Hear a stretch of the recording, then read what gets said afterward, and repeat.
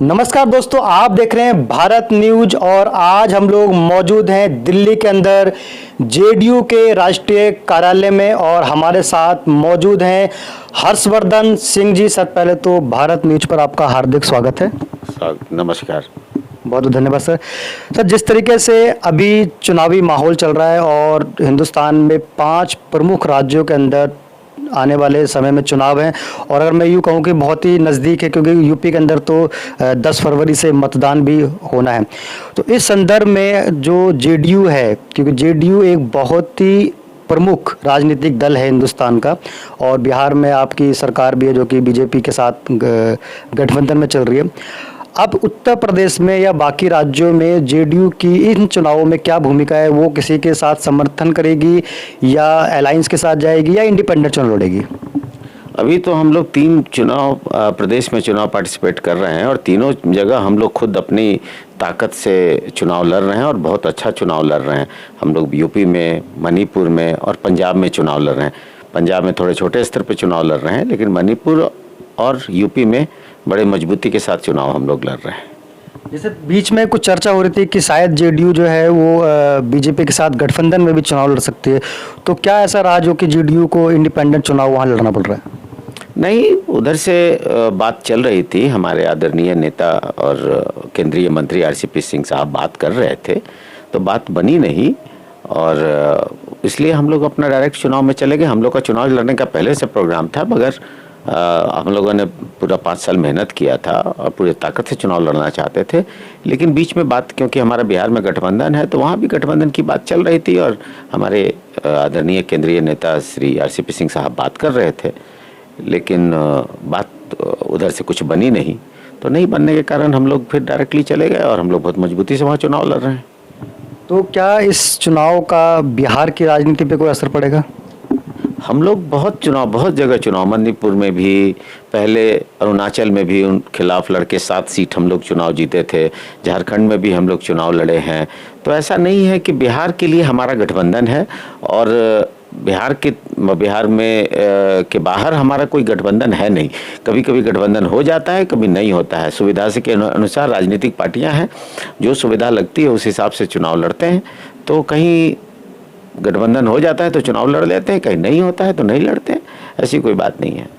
Sir, एक और सवाल है, क्योंकि बिहार में आप सरकार में हैं और नीतीश कुमार जी वहाँ के लोकप्रिय नेताओं में से एक जाने जाते हैं। अगर हम बात करें वहाँ के युवा वर्ग की, युवा वर्ग के अंदर भी नीतीश कुमार जी की एक अहम जगह उनके दिलों में बनी हुई है। लेकिन पिछले दिनों हमने देखा कि रेलवे भर्ती को लेकर के पूरे बिहार के अंदर, चाहे वो पटना हो, बलिया हो, छपरा हो, यूथ जो है सड़कों पर उतरा हुआ था। उस पर राज्य सरकार की क्या राय है और राज्य सरकार किस तरीके से इस पूरे मसले को, मामले को देखती है?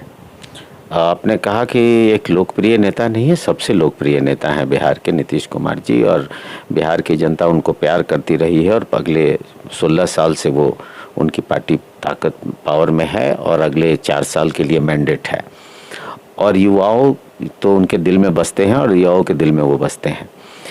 और ये जो हुआ केंद्र का मैटर था, लेकिन कहीं भी लॉ एंड ऑर्डर जब टूटता है तो प्रदेश की पुलिस उस पर काम करती है।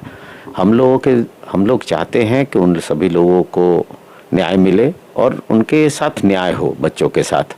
और नीतीश कुमार जी का हमेशा प्रेम युवाओं के साथ रहा है। हम लोगों का है कि उनके साथ न्याय मिले, जल्दी से जल्दी उनका रिजल्ट आए, जल्दी से जल्दी उनके साथ न्याय हो। और एक और सर बात है, जैसे कि पिछले दिनों ये राजनीतिक गलियारों में और मीडिया में भी बहुत चर्चा रही कि कहीं ना कहीं अब जेडीयू जो है वो लालू प्रसाद यादव जी की पार्टी के साथ दोबारा से गठबंधन बना करके और बीजेपी से गठबंधन तोड़ करके सरकार बनाने की ओर अग्रसर बढ़ रही है। इस पर क्या राय है आपकी? देखिए, अफवाह तो अफवाह है, अफवाह के तो कोई पैर होते नहीं है। कोई भी कुछ भी बोल सकता है और जिसके पास समय है, कोई काम नहीं है, फुर्सत में बैठे रहते हैं, तो उन लोगों को अफवाह गढ़ने का। हमारी बड़ी मजबूती से सरकार चल रही है और हमारे सरकार में कोई प्रॉब्लम है नहीं, कहीं भी किसी तरह का कोई प्रॉब्लम है नहीं। हाँ, तो इसलिए मुझे तो नहीं लगता है कि किसी तरह का कोई प्रॉब्लम है। अब बिहार में दोनों पार्टी में कोई प्रॉब्लम नहीं है। बाहर तो हमारी लड़ाई है, हम अपने पार्टी को मजबूत करना चाहते हैं, हम अपनी पार्टी को ताकतवर बनाना चाहते हैं। हर एक राजनीतिक पार्टी अपने पार्टी को देश स्तर पे मजबूत बनाना चाहती है और नीतीश कुमार जी इतने लोकप्रिय हैं पूरे देश में, उसका फ़ायदा पार्टी को होना चाहिए। और इसी कारण से हम लोग हर प्रदेश में घूमते हैं, उनके नाम को और उनकी प्रतिष्ठा को और उनकी बातों को, जो उन्होंने सुशासन की तरह बिहार को किस तरह से कहाँ ले गए और बिहार में क्या क्या डेवलपमेंट किया, कुछ ऐसे काम किए जो इंटरनेशनल लेवल पे सराहे गए। 6-6, 7-7 बार वो देश के सबसे अच्छे मुख्यमंत्री घोषित हुए। तो इस तरह से, इसलिए हम कहना चाह रहे, उसको हम लोग बताना चाहते हैं दूसरों को, और उससे बहुत लोग आकर्षित हैं। और कई प्रदेश से तो लोग का डिमांड है कि आप आइए, आपकी पार्टी आए, लड़े, हम लोग आपके साथ खड़े होंगे।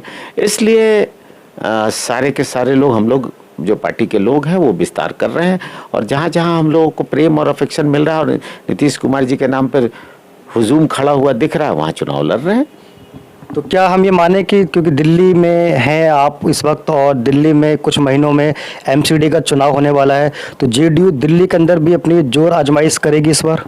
बहुत मजबूती से करेगी, और यहाँ बहुत काम हो रहा है। यहाँ के अध्यक्ष दयानंद राय हैं, उन्होंने बहुत काम किया, और यहाँ के इंचार्ज हैं संजय झा जी, वो बहुत माइन्यूटली चीज़ों को देखते हैं, वो रियल संगठन के व्यक्ति हैं और संगठन में उन्होंने बहुत साल काम किया है, और दिल्ली पे उनका बहुत फोकस है। वो छोटी छोटी माइन्यूटली चीज़ों को देखते हैं, छोटे छोटे स्तर पे जाके मीटिंग्स हो रही है, प्रोग्राम हो रहे हैं, जहाँ जहाँ हम लोगों ने चिन्हित किया है कि हम लोग वहाँ चुनाव लड़ेंगे, उन सब सीटों पर उनका डायरेक्ट कॉन्टैक्ट है, डायरेक्ट वो बात करते हैं, लोगों से मिलते हैं, वर्कर से। अभी से वो एक लोगों को पहचान कर कि कौन बेस्ट कैंडिडेट हो सकता है, वहाँ सर्वे चल रहा है। तो हमारा काम बहुत मजबूती से हो रहा है एमसीडी चुनाव में यहाँ पे।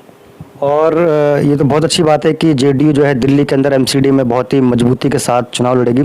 आने वाले समय में राज्यसभा में भी चुनाव होने हैं, तो कौन हो सकता है संभावित उम्मीदवार जो कि बिहार से राज्यसभा का उम्मीदवार इस बार बनेगा? हमारे पास बहुत सीट तो है नहीं बिहार में, इसलिए हम मतलब, और ये सीधा सीधा प्रेरोगेटिव है 100% मुख्यमंत्री जी का। ये सिर्फ मुख्यमंत्री जी चाहते हैं, मुख्यमंत्री जी जिसको भी बनाना चाहें, जो भी बनाना चाहें वही बनता है। उसके बाद एक 2 साल का और बच है, जो हमारे आदरणीय नेता थे महेंद्र सिंह, उनका डेथ हो गया, महेंद्र प्रसाद जी का, तो उनकी जगह एक है जो, क्योंकि जो सरकार रहती है उसको वो सीट मिलती है, मतलब, तो इसलिए मुझे लगता है कि ये 2 सीटें हैं, और उनका विवेक है और इतना स्ट्रांग है, और उनके मतलब मुख्यमंत्री जी का जिसको भी पसंद करते हैं, जिसको भी इस काम के लिए किसी पद के लिए पसंद करते हैं, वो सराहनीय होता है, बहुत सोच कर समझ कर करते हैं। तो ये उनका है, इस पर हम लोगों की टिप्पणी भी करना मुश्किल है, नहीं कर सकते हैं। बहुत बहुत धन्यवाद दोस्तों, आप देख रहे थे भारत न्यूज, और जैसा कि हर्षवर्धन जी ने अपनी हर बात को बहुत ही सफाई से आपके सामने रखा है। सर, भारत न्यूज आपके और पार्टी के उज्जवल भविष्य की कामना करता है, और आपने जैसा कि हमें समय दिया इसके लिए बहुत बहुत धन्यवाद। बहुत बहुत धन्यवाद दोस्तों, देखते रहिए भारत न्यूज, जुड़े रहिए, धन्यवाद।